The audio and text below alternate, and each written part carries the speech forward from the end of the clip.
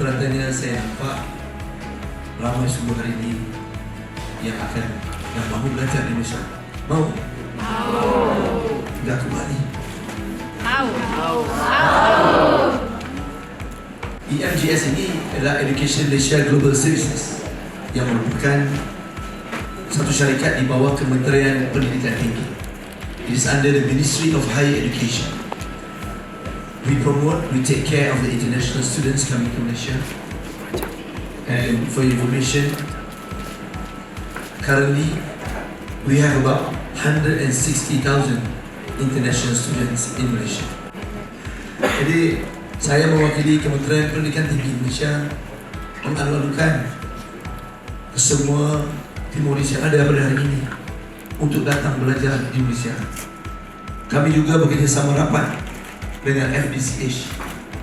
Buat pengetahuan kamu, ada beasiswa yang disediakan oleh FDCH untuk pelajar-pelajar dari Timor Leste untuk belajar di Malaysia. Saya dapati pengetahuan mengenai peluang-peluang pendidikan tinggi di Malaysia amat rendah sekali. Very low level of knowledge and information. Dan lepas itu kita mengorak langkah dengan Kementerian Pengajian Tinggi Malaysia.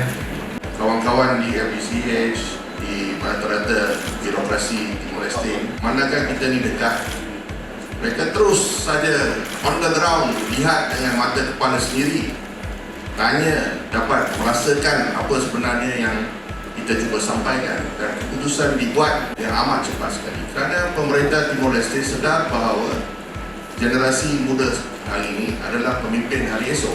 Kita perlu bekerjasama, dan sekarang ataupun sebahagian daripada keluarga ASEAN, kalian semua tahu Malaysia memainkan peranan amat penting sekali untuk membawa Timor Leste masuk ke ASEAN. All the best to all of you. Thank you for your trust in Malaysia. I'm confident, saya yakin keyakinan anda terhadap Malaysia akan berbaloi. Thank you very much, Your Excellency.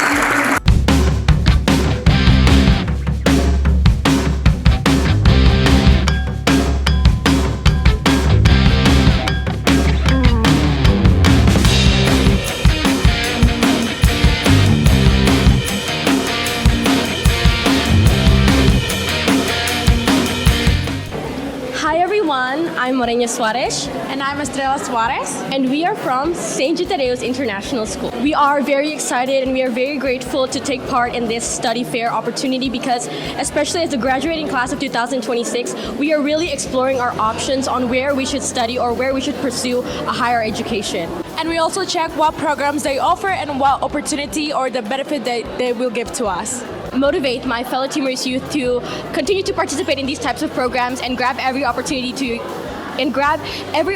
you can to develop yourselves and invest in your country. Thank you. Relation evento dava ohinloronian emaka organisasi Malaysia Embasada Malaysia nian la sala.